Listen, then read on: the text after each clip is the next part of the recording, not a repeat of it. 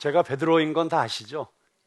이미 제가 베드로의 고백이라는 제목으로 설교도 여러 번 했고, 또 제가 왜 베드로라는 별명을 갖게 되었는지 아마 다 들으셨으리라고 생각합니다. 제가 지난번 작년 12월 장신대 콘서트에서 40년 전 처음으로 제가 했던 베드로 역할을 다시 하는 은혜를 누렸는데요. 정말 감격스럽더라고요. 40년 전에 장신대에서 초연했던 알렐루야라는 그 공연에서 제가 그 베드로 역할을 했던 것을 다시 하면서, 그때 처음으로 제가 베드로라는 인물을 성경에서 열심히 공부하고 또 성경에 그 베드로를 연구하면서 내가 어떻게 이 베드로처럼 될 수 있을까 3개월 동안을 끙끙 앓으면서 고민하다가 마침내 공연하던 그 순간에 마치 제가 정말 베드로인 것처럼 고백했던 그 순간의 감격이 되살아나는 것 같았습니다. 우리 대배우님 앞에서 감히 연기한 이야기를 해서 죄송합니다만, 그러나 그 첫사랑의 감격, 그것이 회복되는 순간이었습니다. 이게 무슨 얘기인지 전혀 모르시는 분들이 혹시 계시는 분들을 위해서 그 43초 짧은 대목이니까 다시 한번 해드릴까요? 네, 제가 베드로 역할을 했는데 여러 번 들으신 분들은 별로 감동이 없으시겠지만, 나와 내 동생은 어부였습니다. 우린 정치나 종교에 대해서는 아무것도 알지 못합니다. 우리가 아는 것이라고는 그저 고기 잡는 것뿐이었죠. 제가 주님을 처음 만난 것은 제 동생이 제게 와서 말한 때였습니다. 형은 주님을 만나봐야 돼. 저는 그분께 가서 그분을 만났습니다. 그분에게 무엇인가 특별한 것이 있었습니다. 그분은 저를 보시더니 말씀하셨죠. 나를 따라오너라. 저는 그분을 따르기로 결심했습니다. 모든 것을 버려두고요. 그물도 배도요. 그 이후 저는 쭉 그분과 함께 있었습니다. 이런 대사였습니다. 그런데 감동하셨어요? 그리고 나서 그 다음에 그 또 유명한 사건 아시잖아요. 제가 대학교 4학년 때 너무 종교체육과 학생이다 보니까 운동을 열심히 해가지고 열심히 운동하다가 그만 지쳐가지고 기숙사에 들어가다가 제 방까지도 못 올라가고 기숙사 현관에 있는 소파에 누워서 잤는데, 그걸 저희 학교 신문기자가 찍어가지고 학교 신문에다 낸 거예요. 그런데 하필이면 제가 누워서 자던 소파 위에 겟세마네 동산에서 기도하시는 예수님의 그림이 걸려 있었어요. 그래서 완전 제가 겟세마네 동산에서 잠자는 베드로, 그래서 1학년 때는 정말 영광스러운 베드로였는데 4학년 때는 게으른 베드로의 모습, 그런데 오히려 그 모습이 더 솔직한 나의 모습이다 생각하면서, 그런 베드로도 요한복음 21장에 보면 예수님께서 찾아오셔서 자기를 배신한 그 베드로조차 또 회복시키시는 그 베드로, 내가 그 베드로다, 내가 그 은혜를 입은 사람이다, 다시 기회를 얻은 사람이다. 그래서 저를 베드로라고 자신 있게 얘기하고 항상 베드로의 고백을 설교하고 했는데, 제가 사도행전에 들어가면 갑자기 기가 죽습니다. 왜냐하면 나랑 비슷한 베드로라고 생각했던 베드로가 아니에요. 여기 보니까 이 베드로가 한 번 설교하면 3,000명이 회개하고 예수님 앞에 돌아오는 이런 엄청난 위대한 설교자가 된 거예요. 믿습니까? 그런데 여러분, 그런 일이 일어났잖아요. 물론 저 혼자 한 일은 아니었어요. 저희가 논산훈련소에 전도집회를 갔을 때, 그때 우리 김수미 집사님 처음으로 우리 교회 나오신 지 얼마 안 돼가지고 제가 간증자로 모시고 갔거든요. 근데 사실 그 전에, 요즘은 여러분들이 유튜브에서 간증 많이 들으시지만 그때까지는 한 번도 간증하신 일이 없으셨어요. 그래서 도대체 무슨 간증을 하실지 제가 사실 약간 조마조마한 마음으로 모시고 갔어요. 혹시 막 욕이 튀어나오시지는 않으실까 봐. 그런데 놀랍게도 약간 튀어나왔는데 참 우리 군인들이 너무 좋아하더라고요. 그런데 그날 너무 놀라운 간증을 하셨죠. 내가 연예인으로서 누릴 것 다 누려보고 가질 것 다 가져보고 그럼에도 불구하고 늘 마음속에 불안함이 있었다, 두려움이 있었다. 아침에 일어나서 술을 안 마시면 그 하루를 평안하게 지낼 수가 없었다.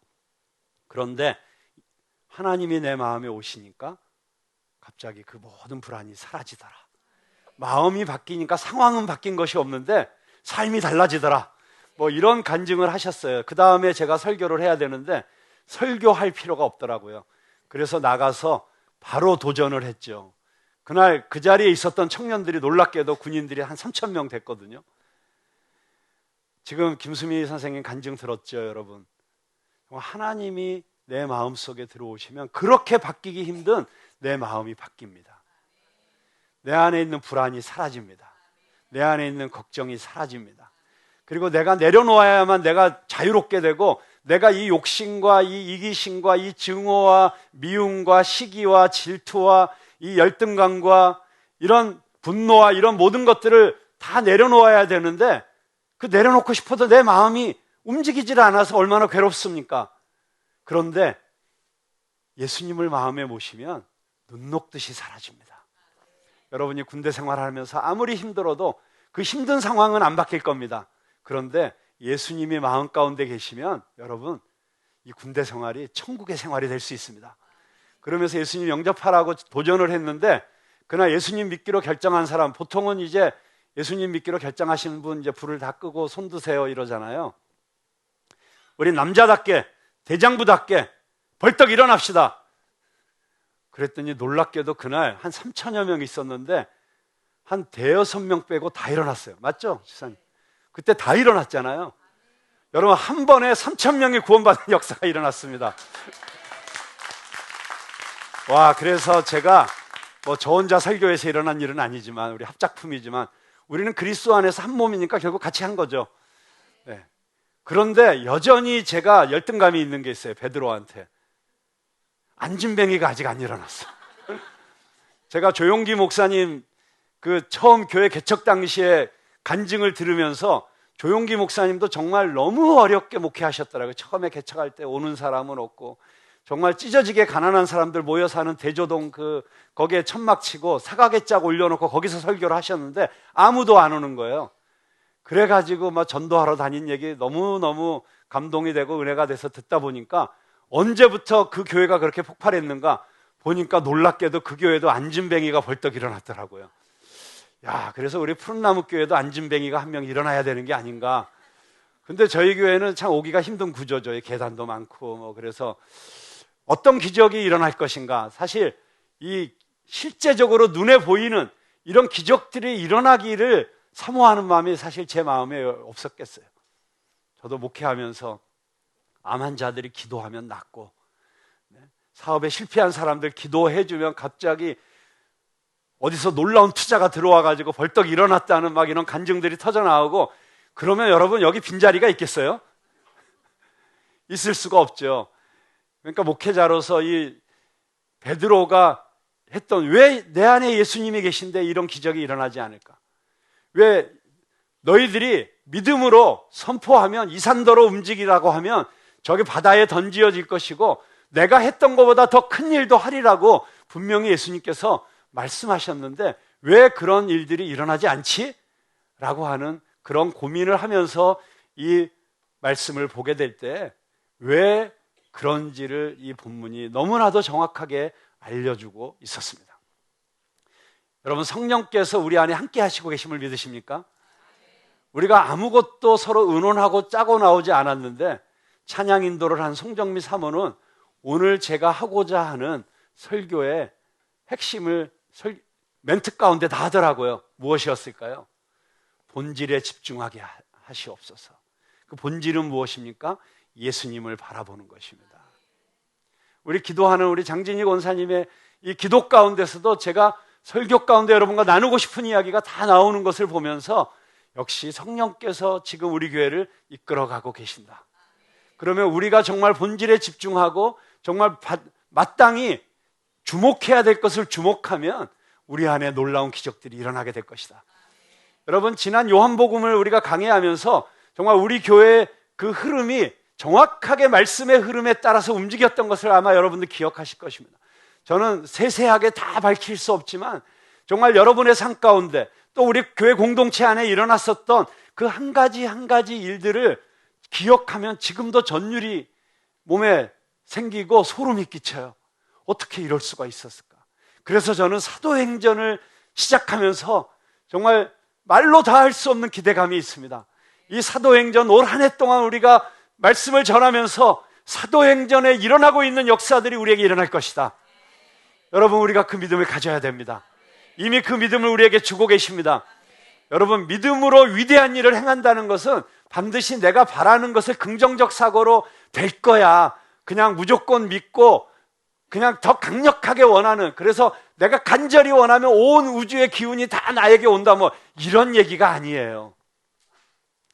예수님께서 말씀하신 믿음은 성령께서 우리 마음에 심어주는 믿음이에요. 여러분, 그게 오늘 베드로가 안진뱅이를 일으키는 기적 가운데 나타나고 있습니다. 자, 여기 보면 베드로가 이 기적을 일으킨 사건은 언제 일어났냐면 바로 놀랍게도 처음 성령이 임하시고 술 취한 것처럼 벌쩍벌쩍 뛰면서 춤추면서 방언을 말할 때 옆에 있는 사람들이 다 놀랍게 여기고 이게 뭐냐라고 할 때 이 사람들 술 취한 거 아니야? 오해하고 조롱할 때 베드로가, 여러분, 우리 술 취한 거 아닙니다. 성령이 임했습니다. 이 성령은 이미 하나님께서 주시겠다고 약속한 것입니다. 요엘 선지자가 예언하지 않았습니까? 마지막 때는 십자가 사건을 통해서 예수님께서 우리의 구원을 완성하시고 이제 다시 오실 주님이 오시기까지의 그 시기를 마지막 때라고 하는데, 그 마지막 때에는 성령이 임하실 것이다. 근데 성령이 임하면 우리의 자녀들이 꿈을 꾸게 될 것이고 예언하게 될 것이고 청년들이 환상을 보게 될 것이고 나이가 든 사람들도 꿈을 꾸게 될 것이다. 이런 놀라운 일들이 일어나게 될 것이라고 베드로가 설교하지 않았습니까?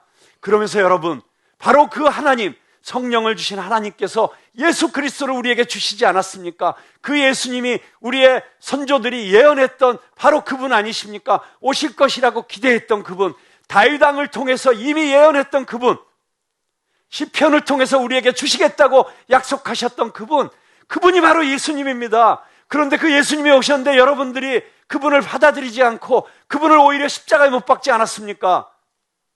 이렇게 설교할 때 그 사람들이 마음에 찔려가지고, 형제들아, 그럼 우리가 어찌해야 될꼬? 여러분, 놀라운 하나님의 역사가 일어나기 전에 가장 먼저 일어나는 것은 우리의 마음에 찔림이 있는 것입니다. 회개가 일어나는 것입니다. 저는 우리가 이 사도행전을 공부하면서 먼저 우리 안에 우리가 참으로 하나님 앞에 교회되지 못했던 것, 참으로 그리스도인답게 살지 못했던 것을 회개하게 되는 역사가 일어나기를 바랍니다. 근데 여러분, 회개도 그냥 되는 게 아니에요. 여러분, 한번 회개 기도하려고 내가 잘못했던 거 생각하면서 한번 기도해 보세요. 지금부터 시작. 그러면 여러분이 아무리 애를 쓰고 노력해도 아마 5분 이상 회개할 거리가 잘 생각 안 나실 거예요. 뭐 그렇게 우리가 잘못을 크게 하고 살겠어요? 그냥 우리 생각으로 보면. 근데 여러분, 그 회개할 거리가 잘 생각이 안 나는 이유가 우리의 양심과, 되게 우리를 찔리게 하는 건 양심이잖아요. 우리의 양심이 온전한 양심이 아니에요. 타락함으로써 깨어진 양심이에요. 변질된 양심이에요. 그리고 이 문화에 의해서 길들여지고 순응된 양심이에요. 그래서 나는 양심에 부끄러울 것 없이 살았어, 그러는 사람들이 주로 예수 안 믿죠. 근데 그 사람들의 양심이 어떤 양심이에요? 온전한 양심이 아니에요. 자라면서 교육받은 양심, 보면서 만들어진 가치관에 의해서 길들여진 양심, 그 사회의 가치관과 윤리, 도덕 기준으로 변질된 양심이지 성경이 말하는 올바른 양심이 아닌 거예요. 그러니까 회개할 거리가 생각이 잘 안 나죠. 그냥 겨우 어제 와이프한테 큰 소리 친 거, 뭐 와이프는 열심히 이사하고 있는데 나는 설교 준비한다고 가서 옆방에서 돕지도 않고 하다가 사실은 그냥 작던 거, 뭐 이런 거나 뭐 회개하는 거지, 뭐 생각해보면 뭐 그렇게 회개할 게 많겠어요. 근데 여러분, 놀랍지 않습니까? 성령님이 임하시면 생각나는 거예요. 성령님께서 이끄시는 회개는 차원이 다른 회개예요. 기도하며 떼굴떼굴 구르며 눈물 흘리며 통곡하며 눈물 콧물 다 쏟았는데 그냥 몇십 분 지난 것 같은데 밤을 새웠다는 뭐 이런 얘기 들어보셨잖아요. 저는 그런 회개의 역사가 우리 교회에 일어나게 되길 바랍니다. 먼저 저에게도 일어나길 바랍니다. 저도 지금까지 신앙생활 하는데 몇 번 그런 회개의 시간이 있었어요. 그리고 그렇게 회개하고 나서 열심히 살다가 또 어느 순간 보면은 또 무디어져 있고 무감각해져 있고 열심히 목회한다고 분주하게 주님과 가까이 하는 시간이 부족하면 또 어느새 무디어져 있는 거예요. 그래서 우리는 끊임없이 주님 앞에 나가야 될 줄로 믿습니다. 자, 그런 회개가 일어나서 주 예수를 믿으라. 그리하면 너와 내 집이 구원을 얻으리라. 베드로가 설교하니까 그날 믿은 사람이 3,000명이 되었어요. 한 번에 3,000명이 왔으니까 그 교회가 얼마나 엄청난 부흥을 한 겁니까? 역사상 최고의 부흥 집회를 한 거죠. 그리고 나서 그들이 교회 공동체가 되어서 2장 마지막 절에 보면 정말 너무 은혜가 충만하니까 유무상통, 네 거 내 것이 없어요. 배고픈 사람 있으면 야, 가서 밥 먹자. 그냥 끌고 가서 밥 사주고, 그리고 우리 집에 있는 거 팔아다가 내놓고 혹시 어려운 사람 있으면 갖다 쓰세요. 막 이런 말도 안 되는, 여러분, 공산주의는 폭력으로 그런 유무상통하는 세상을 만들겠다고 했지만 오히려 더 끔찍한 독재와 이 착취의 그런 국가를 만들었다면 정말 초대교회에는 공산주의자들이 이상으로 생각했던 그 사회가 성령 안에서 이루어져 버린 거예요. 이건 있을 수가 없는 일이 일어난 거죠. 어떻게 이런 일이 일어나겠어요? 그러니까 어마어마한 부흥이 일어나고 있었던 거예요. 근데 여러분, 우리 인생에, 우리의 신앙생활에 때로 이런 놀라운, 뜨거운, 감동적인 집회에 참석하고 그리고 성령의 충만함을 받고 축제가 필요하고 그런 시간들이 필요합니다. 우리가 한 달에 한 번씩 타보르산에 올라가서 산상기도회를 할 때 그때마다 우리 성도들이 막 살아나고 은혜 받고 하는 모습을 보면 얼마나 행복한지 모르겠어요. 지난 금요일도 정말 집회가 끝났는데 성도들이 은혜를 받으니까 막 서로서로 껴안고 찾아가고 막 축복하고 이러는 모습들이 너무 천국 같은 거예요. 우리가 신앙생활 하면서 그런 시간들이 필요하죠. 근데 여러분, 그것만 갖고는 신앙생활이 되지 않습니다. 여러분, 주일날 한 번씩 모인다는 게 얼마나 대단한 것입니까? 저는 기독교회의 가장 위대한 힘은 물론 예수 그리스도의 이름의 능력에 있지만 그 예수님께서 우리에게 주신 이 기가 막힌 설계, 바로 일주일에 한 번씩 모여서 주님을 예배하고 이곳에서 하나님의 말씀을 듣고 성도들이 교제하도록 하신, 이게 놀라운 일이라고 생각합니다. 여러분, 세상에 회사 말고 가정 말고 어느 집단이 일주일에 한 번씩, 물론 뭐 기원에 가면 매일 바둑 두시는 분들도 있습니다만은, 그러나 이렇게 수많은 사람들이 함께 모여서 일주일마다 같이 예배하고 같은 말씀을 듣고 그리고 같은 기도를 하고 같은 찬양을 부르고, 여러분, 이게 우리에게 주신 놀라운 힘이에요. 그러나 이 주일 예배만으로도 부족합니다. 베드로를 보니까 그 놀라운 부흥의 현장에서 막 펄쩍펄쩍 뛰던 사람인데 아침 9시에 기도하러 성전으로 가고 있었어요. 때를 따라 정해서 하루에 3번씩 기도하는, 여러분, 이게 경건의 비밀입니다. 우리에게 때로는 성령의 폭발적인 역사가 필요합니다. 그건 다이너마이트와 같은 역사이죠. 근데 여러분, 그 능력, 디나미스라고 하는 이 헬라어에서 파생된 두 단어가 있는데 하나는 다이너마이트예요. 다이너마이트는 순간에 폭발하는 거잖아요. 엄청난 힘으로. 여러분, 우리의 신앙생활 가운데 그렇게 농축된 에너지가 한꺼번에 폭발하는 것 같은 그런 시간들이 필요해요. 그런데 이 디나미스로부터 나온 또 다른 단어가 있는데 그게 다이나믹이라는 단어예요. 다이나믹이라는 건 역동적이라는 뜻이잖아요.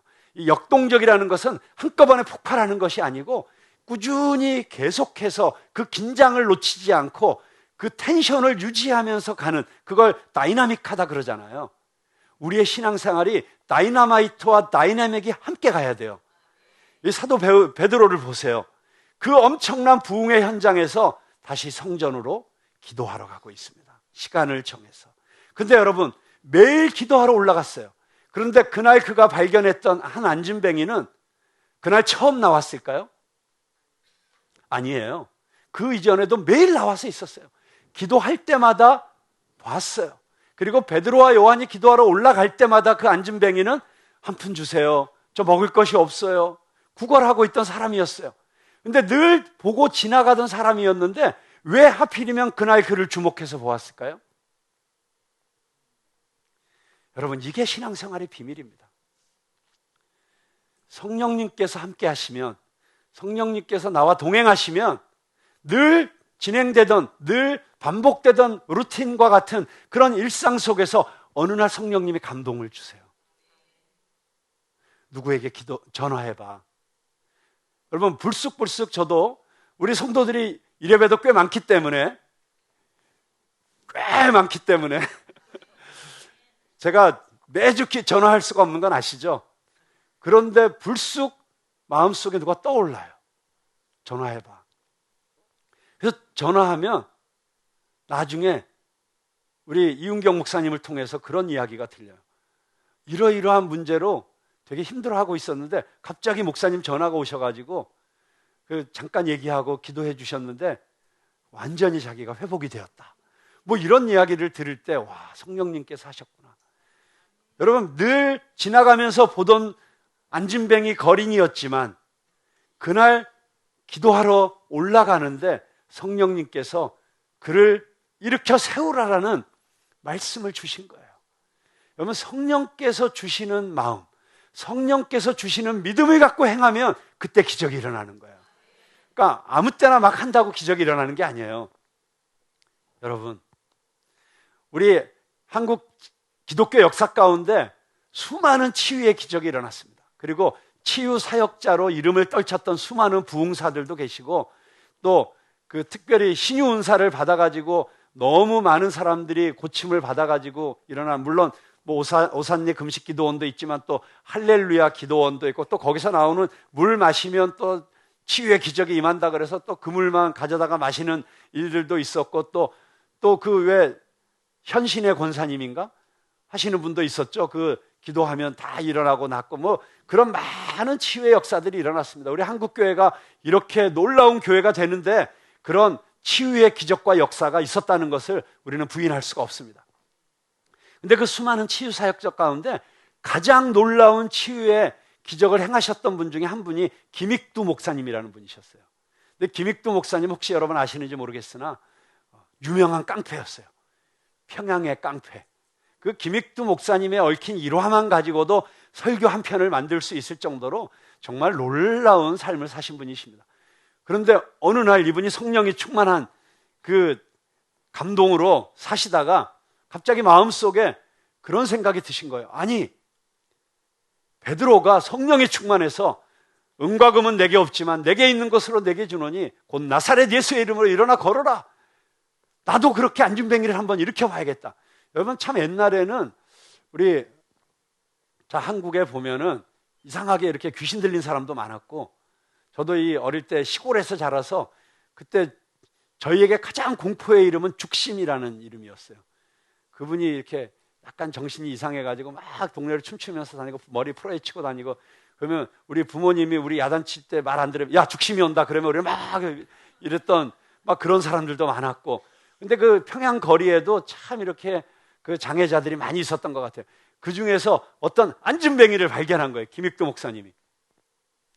그래가지고 그 안진뱅이를 설득해가지고 등에 업고, 사람들 또 혹시 보는 데서 했다가 안 되면 또 창피하잖아. 그래가지고 어떤 담벼락 뒤로 데리고 가가지고 거기서 손을 딱 잡고 내가 예수 그리스도의 이름으로 명하노니 곧 나사렛 예수의 이름으로 일어나 걸어라 하고 쫙 잡아 일으킨 거예요. 어떻게 됐을까요? 일어났을까요?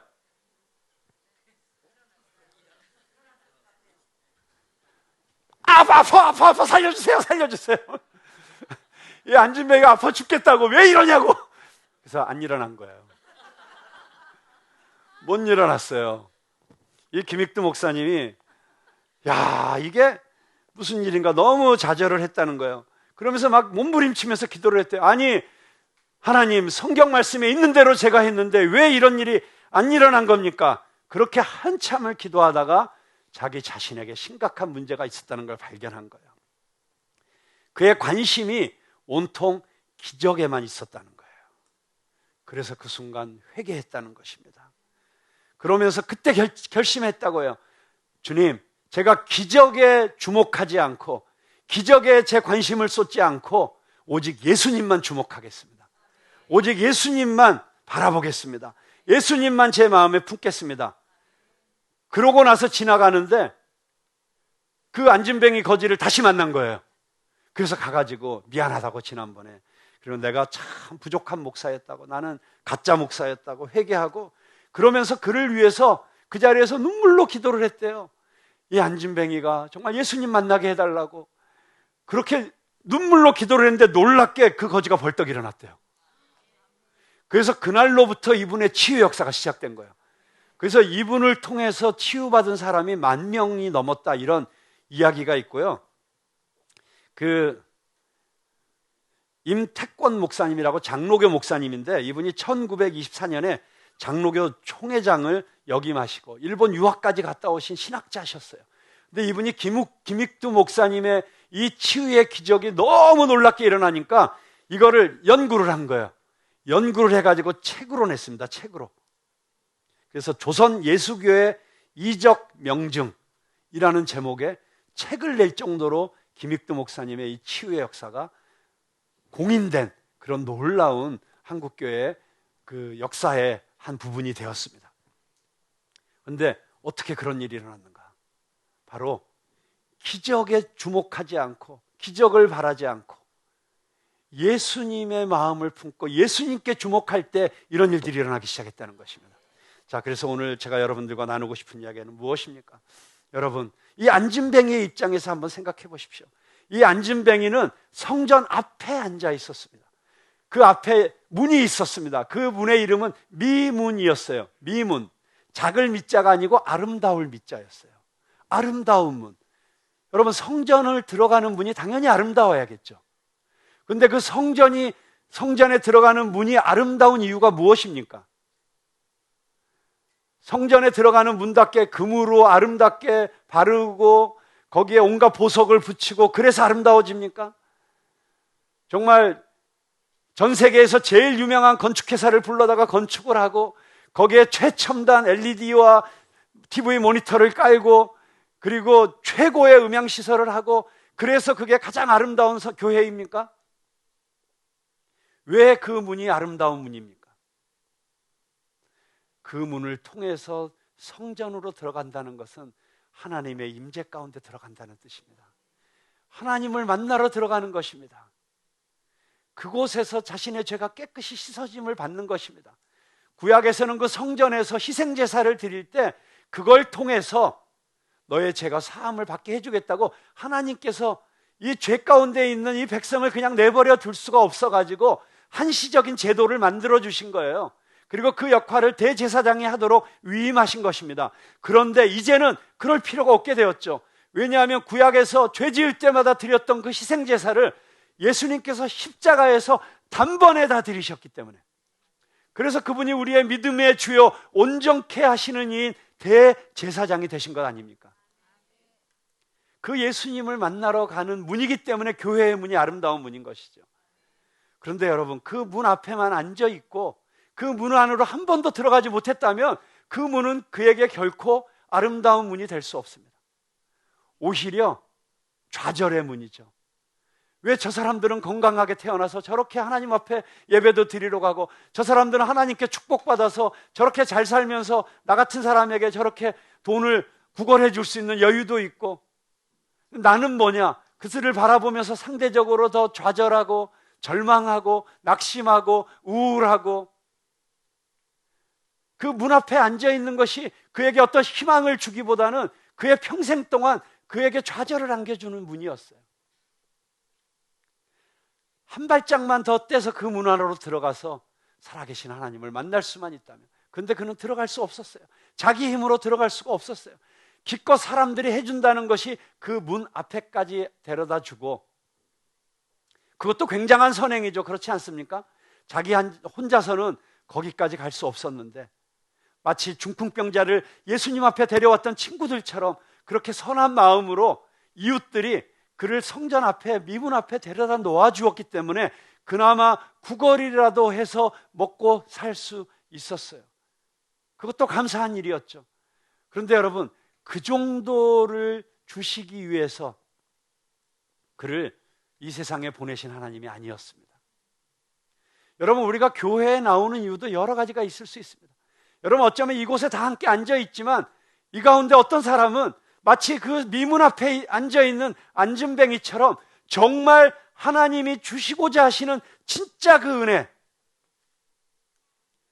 여러분을 향해서, 여러분을 이 땅에 보내시면서 하나님께서 내가 너를 통해서 하고 싶은 일이 있다, 내가 너를 통해서 받고 싶은 영광이 있다, 내가 너를 통해서 보여주고 싶은 하나님의 역사가 있다. 그런데 그게 뭔지를 몰라요. 그냥 교회 오면서 부스러기 은혜, 그냥 예배 드리는 사람들이, 정말 은혜 받은 사람들이 나누어주는 부스러기 은혜 정도, 그냥 그 정도에 만족하고 왔다 갔다 하는 그런 신앙생활을 하고 있으면 이 안진뱅이와 다를 것이 없다고 하는 것입니다. 여러분, 우리가 예수 그리스도에게 주목하지 않고 다른 것에 주목하면 이 안진뱅이처럼 될 수 있어요. 그래서 오늘 목사님 설교가 길었느니 짧았느니, 짧았으면 와 은혜 받았다 그러고, 길었으면 은혜로 왔는데 길었다 뭐 이런, 은혜를 다 까먹었다 뭐 이렇게 얘기하기도 하고, 또 왜 예배 시간에 이런 걸 하느냐 저런 걸 하느냐, 그리고 말씀을 듣고 감동을 받았는데 감동받은 것까지는 좋지만 그냥 그게 신앙생활의 다인 줄 알고 있으면 그것도 아직 부족한 거예요. 여러분, 이게 하나님의 말씀이라고 받았으면 그 말씀을 붙잡아야죠. 그 말씀에 목숨 걸어야죠. 야, 이 말씀대로 살아야겠구나. 여러분, 은혜 받고 감동받고 삶과 완전히 유리되면 들으나 마나예요. 여러분, 칼 바르트라고 하는 20세기의 가장 위대한 신학자라고 하는 분은 이렇게 얘기했어요. 당신의 설교의 결론은 그 설교를 들은 성도의 삶을 통해서 드러난다. 어느 날은 저 엘리베이터 앞에 제가 서 있으면 많은 성도들이 와서 은혜 받았다고, 목사님 정말 지금까지 들은 설교 중에 최고의 설교였어요, 뭐 그렇게 얘기할 때도 있어요. 자, 기분이 좋을까요 안 좋을까요? 당연히 기분 좋죠. 아, 오늘 설교 좋았나 보다. 아니에요. 또 어떤 때는 아무도 설교에 대한 코멘트를 안 하고 나가실 때가 있어. 그럼 아무도 말은 안 해도 속으로 무슨 생각할까요? 아, 오늘 죽 썼나 보다 뭐 이런 생각이 들겠어요 안 들겠어요? 그런데 아니라는 거예요. 여기서 나타나는 반응, 또는 엘리베이터 앞에서 사람들의 반응이 이 설교를 어떤 설교인데 결정짓는 게 아니라는 거예요. 여러분의 삶 속에서 그 말씀이 삶으로 나타나고 실제가 돼야 그게 설교의 결론이라는 거예요. 근데 한국교회의 문제가 뭐예요? 너무나도 대단한 설교가 선포되고 있어요. 여러분, 저는 대한민국이 얼마 전에도 저희 처갓집에 가서 장모님과 함께 앉아가지고, 장모님이 어떤 TV를 보시나 봤더니 기독교 방송만 보시더라고요. 그런데 놀랍게도 대한민국의 기독교 방송국이 5개가 있어요.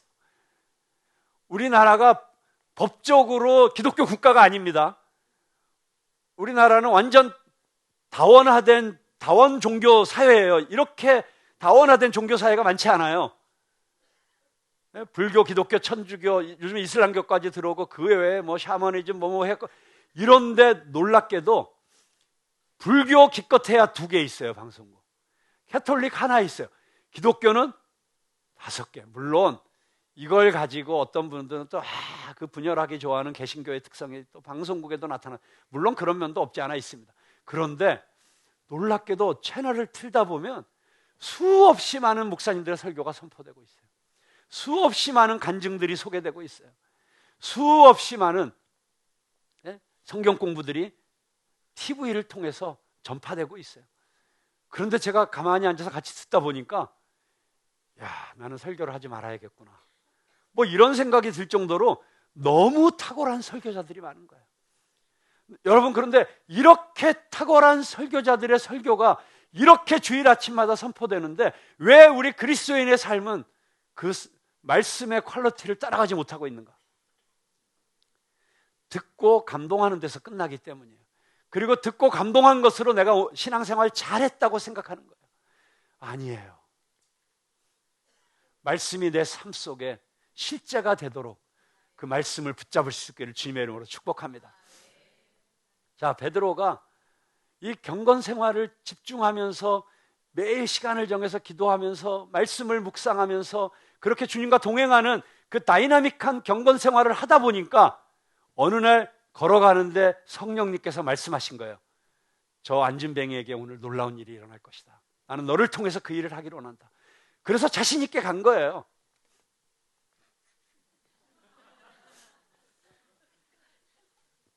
돈 달라고? 미안해, 나는 돈이 없어. 여러분, 내가 돈이 없다 말하는 게 뭐 그렇게 자랑스러운 일은 아니잖아요. 근데 난 돈이 없거든. 그런데 내게 있는 걸 너에게 줄 수 있어. 근데 그게 돈보다 훨씬 더 귀한 거야. 나사렛 예수의 이름으로, 여러분 여기서 이름이라고 하는 것이 중요합니다. 여러분, 이스라엘에게 있어서, 유대인들에게 있어서 이름이라고 하는 것은 단지 다른 사람과 구별하기에 붙여진 하나의 그냥 단순한 호칭이 아니에요. 그 이름은 그 사람의 인격을 말하는 것입니다. 그 이름은 그 사람의 지위를 말하는 것이고, 그 이름은 그 사람이 가지고 있는 힘과 영향력과 권세를 말하는 것입니다. 그래서 그게 예수 이름의 권세예요. 나사렛 예수의 이름으로라고 하는 것은 오직 예수님만이 주실 수 있는 힘과 능력으로 내가 너에게 명하노니 일어나 걸어라.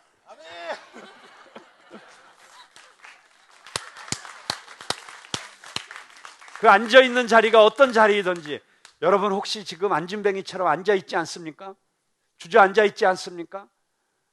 내 스스로의 어떤 연약함 때문에 좌절해서 주저앉아있지는 않습니까?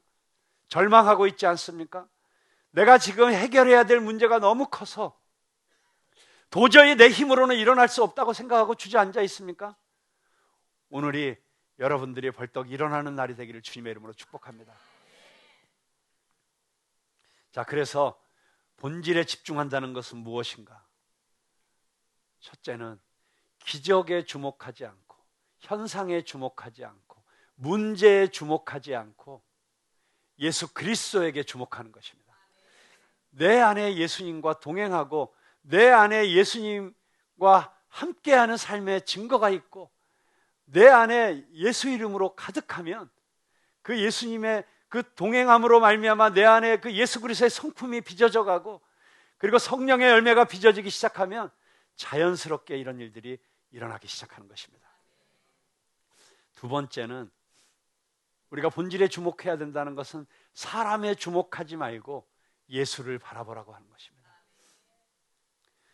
여러분, 이런 놀라운 일이 일어났으니까 갑자기 사람들이 얼마나 놀랐겠어요. 특별히 앉았다가 벌떡 일어난 이 안진뱅이가 베드로와 요한을 붙잡았어요. 도대체 당신들은 누구기에? 누구십니까? 어떻게 이런 일이 있습니까? 그냥 내버려뒀으면 아마 추종자가 됐을 거예요. 그리고 평생 동안 아마 쫓아다녔을지도 몰라요. 여러분, 우리는 때로 사람의 어떤 모습에 현혹될 수가 있습니다. 여러분, 아무리 예수님께서 함께 하셔서 또 성령님께서 역사하셔서 어떤 한 사람을 통해서 무슨 일이 일어난다고 해서 그 사람이 그 일을 행한 것으로 현혹되시면 안 됩니다. 착각하시면 안 됩니다. 사람에게 속지도 마시고 또 사람에게 실망하지도 마세요. 여러분, 우리가 너무 잘 아는 이야기 있지 않습니까? 사람은 사랑해야 될 대상이지 기대해야 될 대상이 아니다. 여러분, 사람에게 기대하면 실망합니다. 그 어떤 사람을 통해서 하나님이 역사하셨더라도 또 다음 단계에서는 다른 사람을 통해서 역사하실 수 있는 거예요. 그런데 과거에 역사했던 그게 내 것인 줄 알고 그렇게 붙잡고 늘어지고 그것을 누리려고 하고 하다 보면 하나님으로부터 쓰임받다가 버림받는 사람들이 또 얼마나 많이 있습니까? 이런 유명한 이야기가 있어요. 새로운 성령의 역사가 시작될 때 그 새로운 성령의 역사를 방해하는 가장 큰 반대 세력은 그 이전 시대에 하나님께서 쓰셨던 사람들이에요. 여러분, 그런 불행한 일이 일어나면 안 되지 않겠습니까?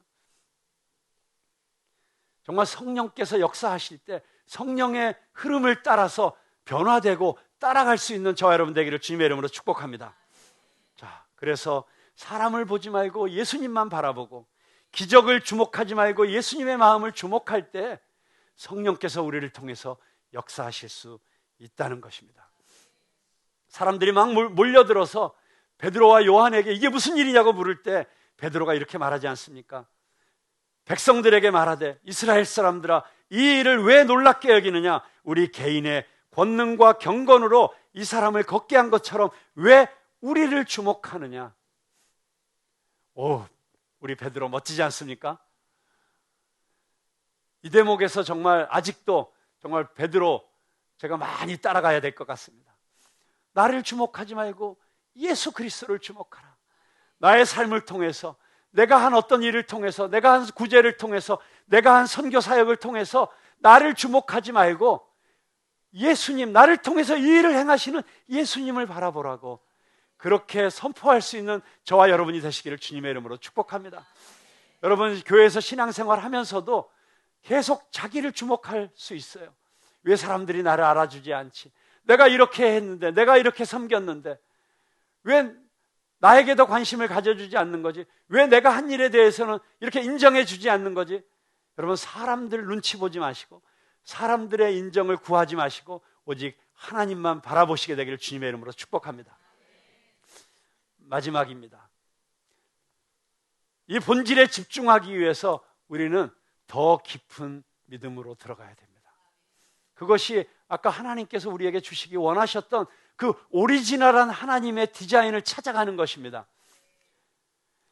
이 안진뱅이는 어떤 믿음이 있었느냐? 성전 문 앞에 앉아 있으면 그래도 하나님 앞에 제사 드리러 가는 또는 기도하러 가는 선한 사람들이 나에게 뭔가를 베풀어 줄 것이라는, 그래서 오늘 하나님이 내가 오늘 그래도 먹을 빵과 양식은 주실 것이라는 믿음을 갖고 거기 앉아 있었던 거예요. 그렇죠? 거기 와 있었다는 건 그런 믿음이 있기 때문 아닙니까? 그런데 하나님이 그에게 요구하셨던 것, 그것은 그것보다 더 큰 믿음이었어요. 뭐냐면 지금 내 삶에 있는 이 소소한 문제들을 해결해 주는 정도가 아니라 내 삶을 근본적으로 변화시켜 주실 수 있다는 믿음을 갖기를 원하셨던 거예요. 여러분, 지금 나에게 있는 어떤 문제 해결되면 그 다음에 문제 안 옵니까? 또 옵니다. 지금 요 부채 해결하고 나면 그 다음 부채가 안 옵니까? 더 큰 부채가 생길 수 있어요. 이 사람하고의 관계가 어려워지면, 요 문제만 해결되면 다음 문제 안 옵니까? 내가 변화되지 않는 한, 내가 근본적으로 바뀌지 않는 한, 내가 하나님께서 야복강의 씨름을 통해서 야곱이 새 사람이 된 것처럼 그렇게 완전히 트랜스포메이션이 일어나지 않는 한은 계속 그 문제가 오게 돼 있어요. 그래서 제가 지난번에 말씀드렸잖아요. 다윗에게 왜 사울이 나타났느냐? 왜 계속 사울이 나타나느냐? 왜 최사울이 지나가고 나니까 박사울이 오고, 박사울이 지나가고 나니까 더 지독한 황사울이 오느냐? 그것은 내 안에 있는 사울을 죽이기 위해서이다. 다윗 안에 있는 사울을 다스리기 위해서 하나님께서 사울을 사용하셨던 거예요. 그것처럼 여러분, 내 안에 있는 문제, 내가 지금 해결해야 될 것은, 그래서 지금 내 앞에 놓여 있는 무슨 재정적인 문제, 건강의 문제, 또는 어떤 관계의 문제, 이런 것들이 아니라 내가 아직도 하나님을 전적으로 신뢰하지 못하고 아직도 내 삶을 하나님 앞에 온전히 드리지 못하고, 주님 말씀하십시오, 제가 어디든지 가겠습니다, 내 삶을 내어드리지 못한 거기에 있다는 거예요. 여러분, 기왕 신앙생활을 시작하셨다면 한번 그런 삶을 살고 싶지 않으세요? 나의 모든 문제를 주님께 맡기고, 주님 가라 하시면 가고 서라 하시면 서고, 우리 민서 경제가 지난번에 보여준 것처럼 주님이 춤추라고 하시면 춤추고, 멈추라고 하면 멈추고, 걱정, 근심, 불안이 있을 수가 없죠. 무슨 일이 닥쳐도 주님 알아서 해주실 거잖아요. 주님 해결해 주실 거잖아요. 저는 주님이 지금 뭘 하라고 하시는지만 집중하겠습니다. 주님이 지금 나에게 뭘 원하시는지에만 집중하겠습니다. 나머지 문제는 알아서 다 해주세요. 여러분, 그런 삶을 살고 싶지 않으십니까? 이 안진뱅이의 문제는, 가장 근본적인 문제는 그가 걷지 못한다는 것이었어요. 자기 스스로 살아갈 수 있는 힘이 없다는 것이었어요. 근데 여러분, 어쩌면 그게 예수님을 알지 못하고 예수 그리스도가 내 안에 들어와서 살지 못하는 모든 사람의 문제 아닙니까? 그에게 가장 필요한 것은 무엇입니까? 예수 그리스도. 그분이 내 안에 들어와서 사시는 것입니다. 나는 죽고 그분이 사시는 것입니다. 내 뜻은 내려놓고 주님께서 나를 이끌고 가시는 것입니다. 여러분, 그런 삶을 살기를 원하십니까? 정말 한번 그렇게 살아보기를 원하십니까? 누가 그 일을 가능케 하십니까? 성령께서 그 일을 가능케 해주십니다. 우리 힘으로는 할 수 없습니다. 회개도 내 힘대로 안 됩니다. 예수님을 영접하는 것도 성령께서 도와주셔야 가능한 것입니다. 예수 믿는다고 하면서도 여전히 내 생각, 내 뜻, 내 방법, 내 고집 내려놓지 못하고 있을 때 내려놓을 수 있도록 탄식하며 기도해 주시는 분이 누구십니까? 성령님이십니다. 그래서 우리는 성령님을 초청하는 것입니다. 성령님께 맡기는 것입니다. 성령 충만을 구하는 것입니다. 여러분 그렇게 함께 기도하기를 원하지 않으십니까? 다 함께 자리에서 일어나십시오.